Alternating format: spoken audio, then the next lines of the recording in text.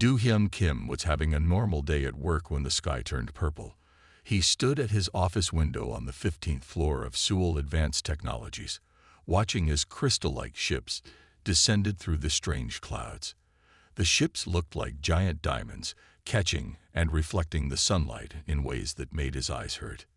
"Everyone needs to stay calm," he said to his team, even though his own heart was racing. As the head engineer of the robotics division, he felt responsible for the safety of the 20 people who worked under him. The alien ships came closer, and Do-hyun could see they were much bigger than he first thought. Each one was the size of a small neighborhood. They moved with a grace that seemed impossible for their size, like dancers made of light and crystal. Suddenly, all the computers in the building started acting strange. Screens flickered with patterns that looked like growing crystals, and then everything went dark. The backup power didn't come on. "Stay away from the windows," Do-hyun told everyone, but it was too late. A bright beam of light shot through the glass, and the air filled with tiny, sparkling particles.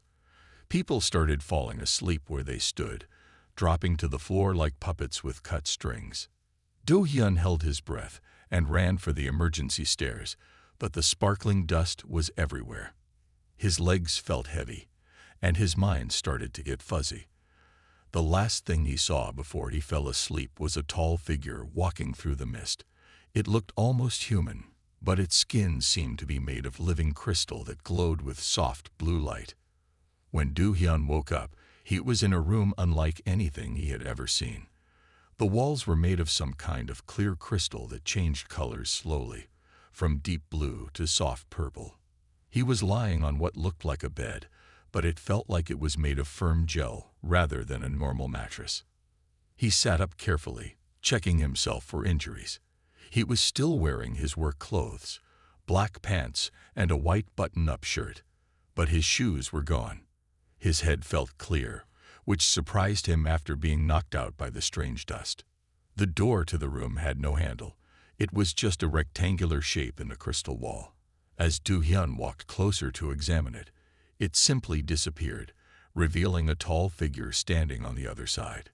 The beam before him was clearly the queen. She stood nearly 7 feet tall, with a humanoid shape but skin that looked like polished crystal. Her face was beautiful in an alien way, with high cheekbones and large almond-shaped eyes that glowed with an inner light. Instead of hair, she had what looked like delicate crystal formations that moved slightly, like seaweed underwater.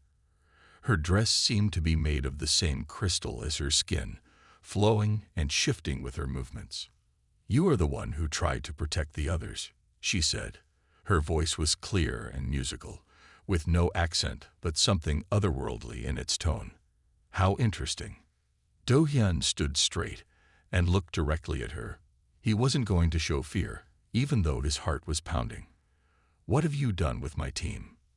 The queen's crystal-like hair formations rippled with colors. First blue, then purple.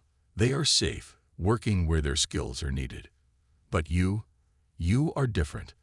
My scouts observed your facility for days before we moved. You create machines that think. You understand how to give dead matter a kind of life." "I'm a robotics engineer," Do-hyun said simply. "We create automated systems to help people." "Help." The queen moved closer, and Do-hyun noticed she didn't exactly walk. She seemed to glide, her crystal dress flowing like water. "Your machines learn. They adapt. They solve problems in ways they were not specifically programmed to do. This should not be possible without crystal technology, and yet you have achieved it." The room's walls pulsed with soft light as she spoke, and Do-hyun realized the entire ship must be alive in some way, responding to her presence. "You will help me understand how this is possible," she said. It wasn't a question. "You will work directly under my supervision. Your title is now that of a slave, but your mind makes you far more valuable than that word suggests." Do-hyun felt anger rise in his chest. "I won't help you use my work to hurt people." The queen's skin flickered with patterns of light. Was that amusement? "You misunderstand, Do-hyun Kim. We do not wish to hurt. We wish to understand. Our own technology is failing. Your primitive but effective methods might hold the key to our survival. She turned to leave, and the crystal walls rippled in response to her movement. Rest now. Tomorrow, you will begin teaching me about your human machines. And I. She paused at the doorway, her crystalline form catching the light in mesmerizing ways.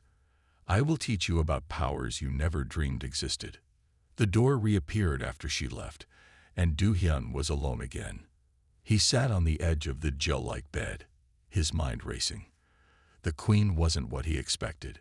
There was something almost desperate in the way she talked about human technology, something that didn't fit with the image of all-powerful conquerors. He walked to the crystal wall and placed his hand against it. It was warm, and he could feel a faint pulse, like a heartbeat. The whole ship was alive, he realized. Not alive like an animal or a plant, but alive in its own alien way. In his reflection on the crystal wall, Do-hyun saw determination in his own eyes. If their technology was failing, that meant they had weaknesses. And if they needed human help, that meant they weren't as superior as they pretended to be. He would watch and learn and understand. Maybe being the queen's slave wasn't the worst position to be in, if it meant he could learn their secrets. The crystal walls pulsed with a soft pink light, and Do-hyun wondered if the ship was reading his thoughts. He would have to be careful about that. But as he prepared himself for whatever would come next, he couldn't help but remember the way the queen's skin had shimmered when she spoke to him. There was something almost human in her reactions, something that suggested emotions beneath that crystal surface. As night fell, or what felt like night, as the crystal walls darkened to a deep blue, Do-hyun lay on his strange bed and stared at the ceiling. Tomorrow, he would begin his new life as the slave of an alien queen. But something told him this story was going to be more complicated than either of them expected. The last thing he saw before falling asleep was a faint pattern of lights moving across the ceiling, like stars dancing in an alien sky. Despite everything, he smiled slightly. Whatever happened next, it was going to be interesting. In his dreams that night, Do-hyun saw crystals growing and changing, forming patterns that almost made sense, almost told a story. And somewhere in those dreams, he heard the queen's musical voice again, speaking words he couldn't quite understand. But the feeling behind them was clear. Something was changing, and he was going to be part of it, whether he wanted to or not. A week had passed since Do-hyun's capture, and he was starting to understand the strange world of the crystal ship. Every morning, the walls of his room would brighten slowly, like a sunrise, waking him gently. Today was no different. But something felt strange about the light. It had a slight pink tinge he hadn't seen before. The door disappeared, and a crystalline servant entered with his breakfast. The food was always human food, carefully prepared to match his needs. Today it was rice, soup, and grilled fish. Do-hyun had asked once where they got the food, but the servant only said, "The queen provides." As he ate, Do-hyun thought about everything he had learned in the past week. The crystal people called themselves the Luminari, and their entire civilization was built around the living crystal technology that powered their ships. But something was wrong with the crystals. They were losing their glow, their power, their life. The door vanished again, and Queen Neri entered. Today her crystal skin seemed less bright than usual, and the patterns of light moving beneath its surface were slower. "You notice my condition," she said, seeing his concerned look. "The decay affects us all, even me." Do-hyun stood up from his meal. "You still haven't told me exactly what's happening to your people." The queen's crystal hair formations moved slowly, showing colors of deep blue and gray. "Walk with me," she said. "I will show you." They left his room and walked through corridors that seemed to go on forever. The walls pulsed with light as they passed, responding to the queen's presence. Other luminari they passed bowed deeply, but Do-hyun noticed they all looked dimmer than they should. "Our power comes from our connection to the living crystal," Neri explained as they walked. "For 10,000 years, we have been one with it. It thinks with us, moves with us, lives with us." But now, she placed her hand on a wall, and the light under her touch flickered weakly. Now it is dying.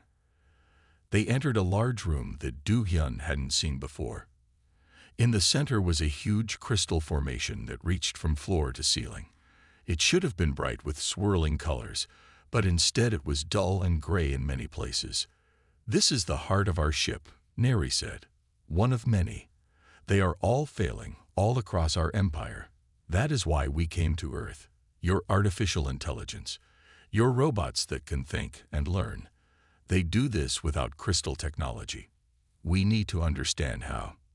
Do-hyun walked closer to the heart crystal. Now he could see what looked like cracks spreading through it, dark lines in the crystalline surface. "Your entire civilization depends on these crystals." "We are the crystals," Neri said softly. "And they are us. The divide between our bodies and our technology disappeared millennia ago." She turned to him, and her eyes glowed with a desperate kind of hope. "Show me how your machines think. Show me how they learn without being alive." Do-hyun thought carefully before speaking. "I'll need something to work with. Tools. Components. And I need to understand more about how your crystal technology works." The queen's skin brightened slightly. "You will help us." "I'll try to understand the problem," Do-hyun said carefully. "That's not the same as fixing it. But yes, I'll help if I can." Neri moved closer to him, and Do-hyun noticed something strange. When she was near him, the patterns of light under her crystal skin moved faster, brighter. "Come," she said. "I will show you our workshop." The workshop turned out to be a vast room filled with both crystal technology and Earth equipment they must have taken during the invasion. Do-hyun recognized some of his own team's robots among the machines. As he examined the equipment, he explained basic principles to Neri. "Our AI doesn't think the way you do. It learns through patterns, through trial and error. Each mistake helps it do better next time." "Like a child," Neri said, watching him work. "We forgot how to learn from mistakes. The crystal network gives us all knowledge instantly, or it did before the decay began." As days passed, Do-hyun found himself spending more and more time with the queen. She was curious about everything human. Not just the technology, but the way humans lived, thought, and felt. Sometimes her questions seemed strange. "Why do you smile when you solve a problem?" she asked one day, watching him work on connecting a robot's learning system to a small crystal shard. "Because I'm happy it worked," Do-hyun said. "Don't your people feel happiness?" Neri's skin dimmed slightly. "We feel connection, unity, purpose. But emotions like yours, they are unfamiliar. Yet I find myself." She stopped, her crystal skin flickering with colors Do-hyun had never seen before. "Find yourself what?" he asked. "Changing," she said quietly. "Since you came here, I have been experiencing irregularities, feelings I do not understand. The council says I spend too much time with you, that your human nature is affecting me." Do-hyun looked up from his work. "Is that possible?" "It should not be," Neri said. "But then, many things that should not be possible are happening." She reached out and touched the robot he was working on. Under her touch, the crystal shard he had attached began to glow more brightly. "Like this, your machine's thinking patterns, they are changing the crystal, healing it somehow." Before Do-hyun could respond, an alarm sounded throughout the ship. The walls flashed with urgent red light, and Neri's skin suddenly blazed with bright patterns. "The council chamber," she said, her voice tense. "Something is wrong." They rushed through the corridors, other luminary moving quickly out of their way. Do-hyun noticed that many of them looked at him with what seemed like fear or suspicion.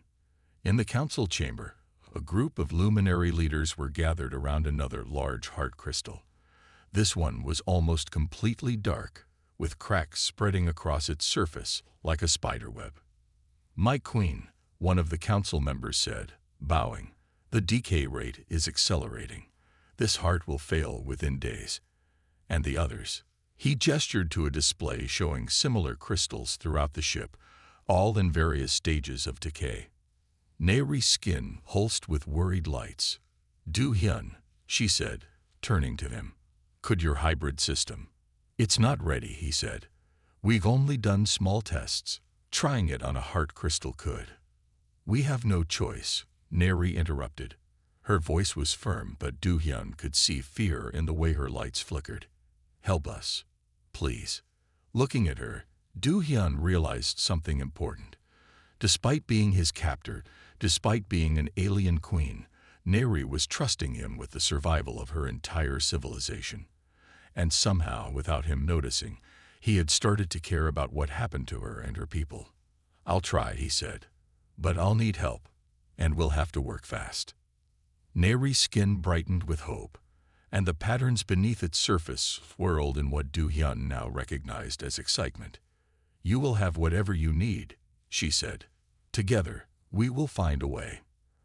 As they began their work, Do-hyun couldn't help but notice how Neri stayed close to him, her crystal skin glowing brighter whenever their hands touched as they worked. Something was definitely changing between them, but with the survival of her civilization at stake, that would have to wait to be understood. The heart crystal pulsed weakly behind them, counting down the time they had left to save it, and with it, the future of two very different species who were becoming more connected with each passing day. The emergency work on the failing heart crystal had lasted 3 days. Do-hyun barely slept, working alongside Neri to connect his AI systems to the crystal network. Now, as he stood in his workshop looking at the results, he could hardly believe what he saw. A heart crystal glowed with new life. The light was different from before. Instead of the pure crystal glow, it had a pattern to it, almost like a heartbeat.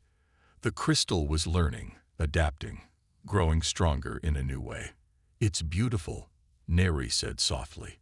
She stood close to him, her crystal skin glowing with warm colors that Do-hyun had begun to recognize as happiness.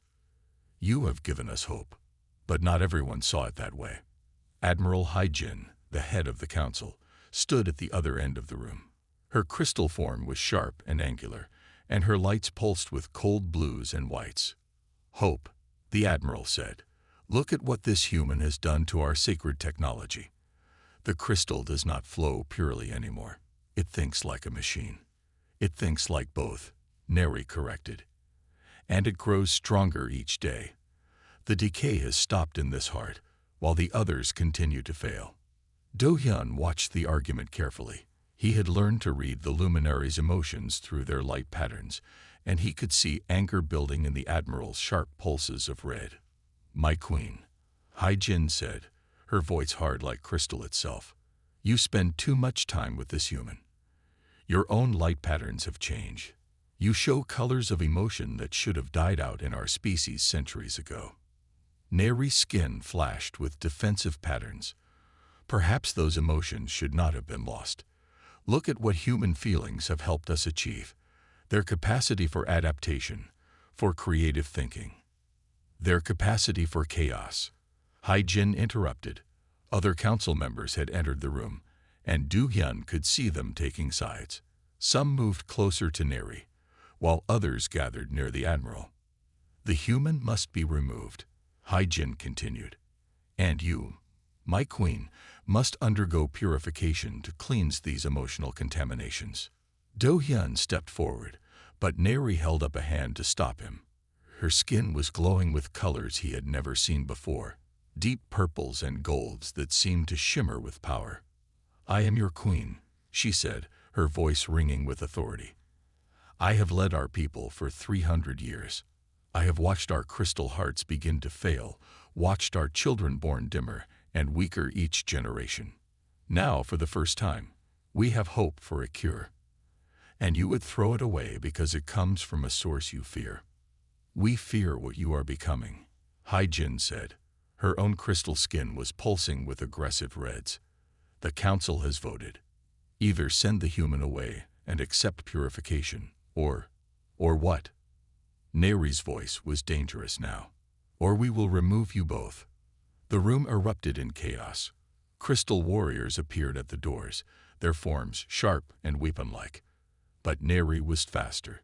She grabbed Do Hyun's hand and pressed something into it, a small crystal shard. "Run," she whispered. Do Hyun didn't hesitate.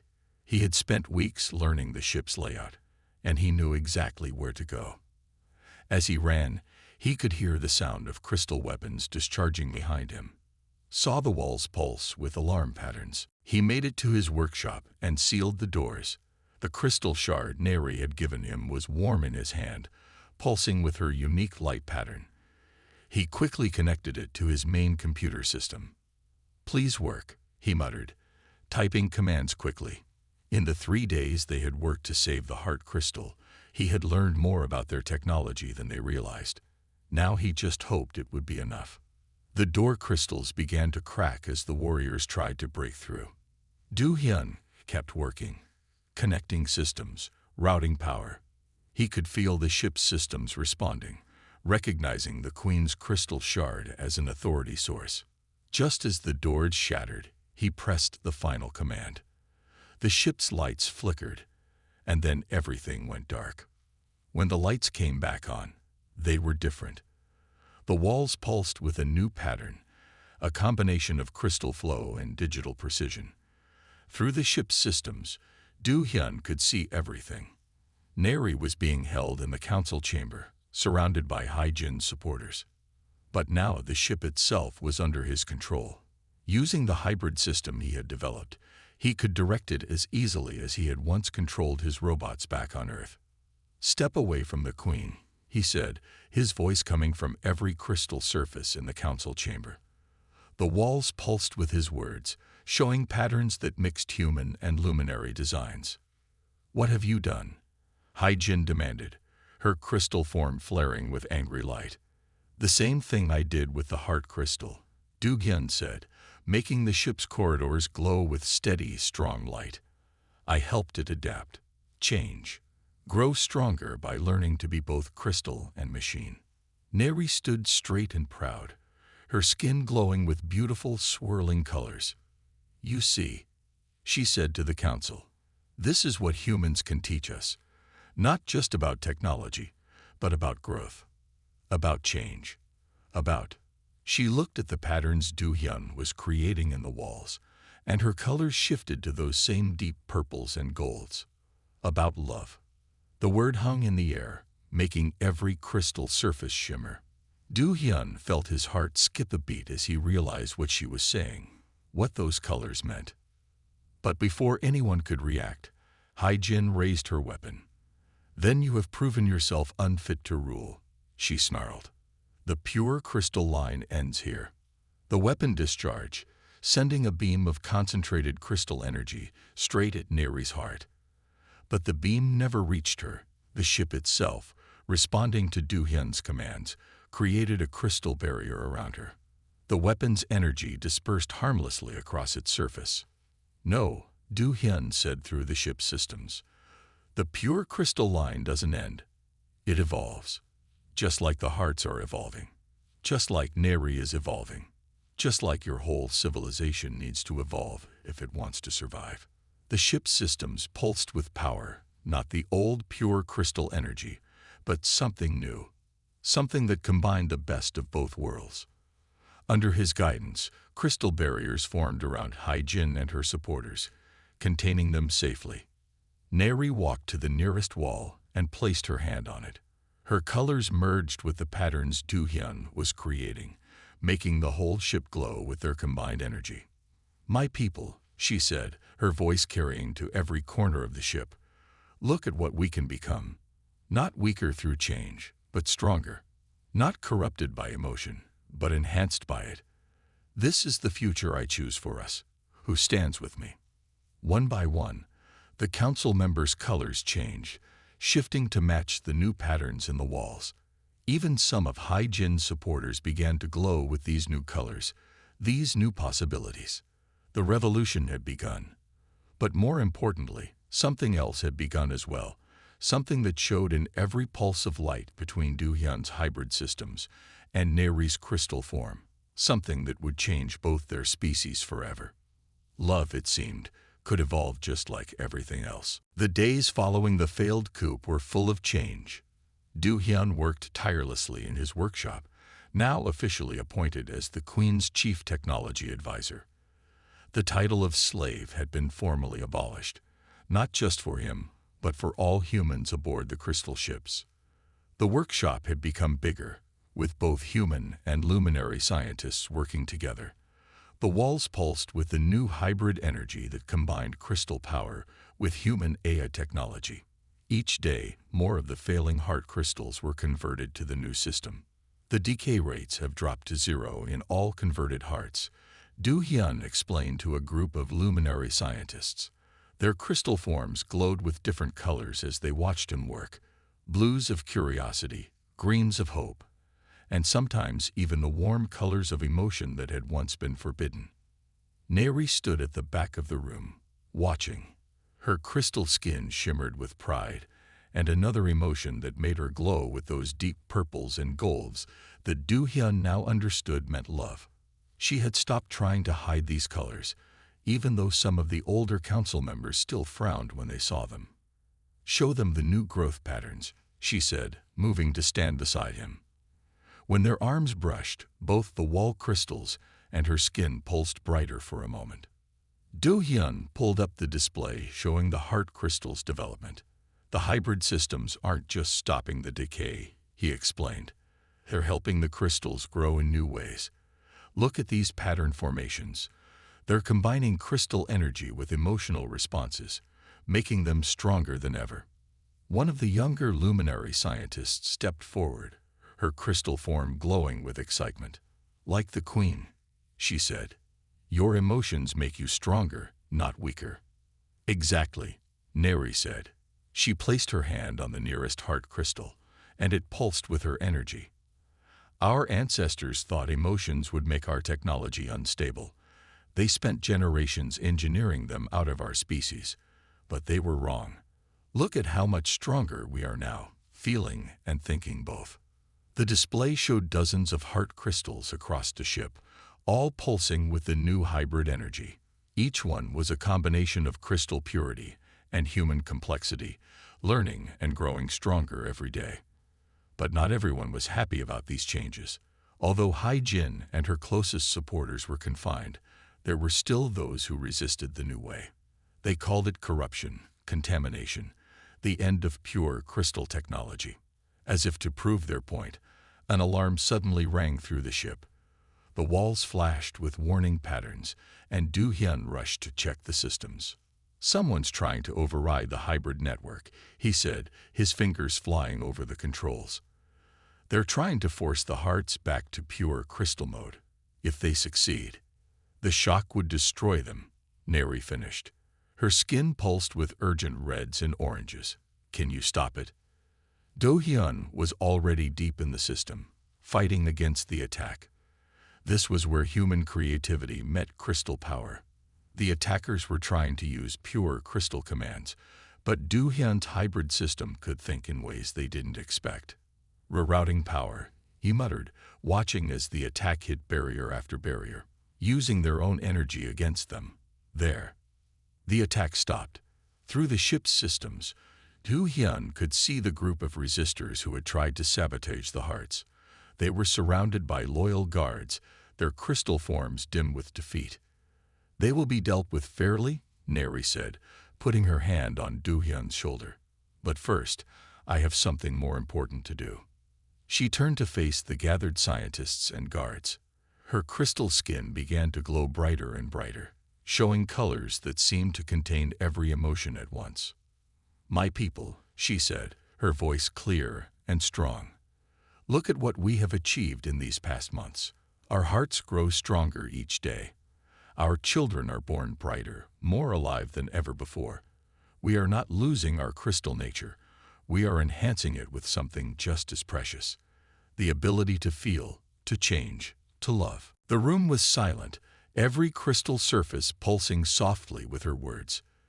Do-hyun watched her, amazed as always by her strength and beauty. "And so," she continued, "I am announcing 2 things today.